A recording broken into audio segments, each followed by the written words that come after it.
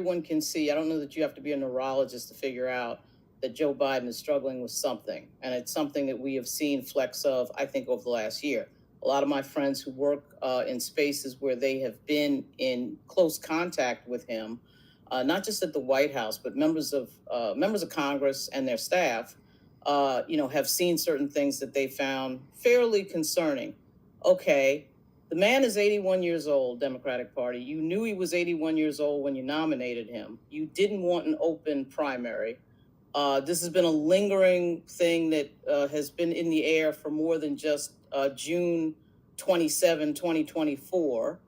And frankly, I think the party has made a mistake. And at some point in life, you have to deal with the mistake that you have made.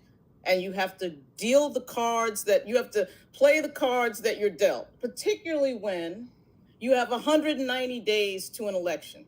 See, because if this was February or March or April, maybe you could have this discussion. It's not February, March, or April, right? So you have to deal with a timing issue. The timing issue is not minor because you do realize that a lot of these states have to codify their ballot right after the convention is over. Michigan is one of them, by the way. Apparently, they have to have their ballot set 2 days after the Democratic convention.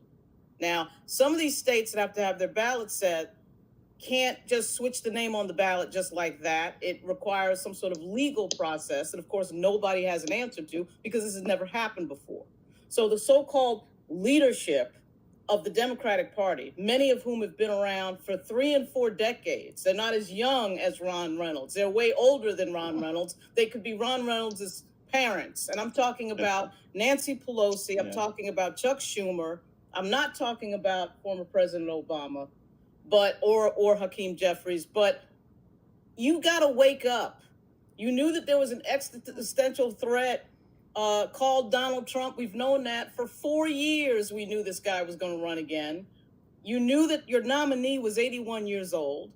There was plenty of time to figure all that out. We are where we are. The party is where it is. And now you have to make a tough decision. Do you go through a legal morass, or do you try to push the old man over the line in 109 days? And quite frankly, I don't care. I know we hear this argument about, well, can he make it 4 years? Well, here's the thing. In this particular example, it's not 1996. It really is about who can beat Donald Trump. There's only one person on this planet who has done that before, and that person is Joe Biden. As for the polls, we've got a lot of polls where he's tied, which, by the way, is shocking.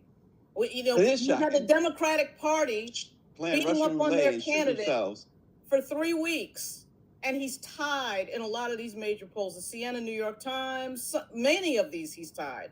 That 538 has him ahead.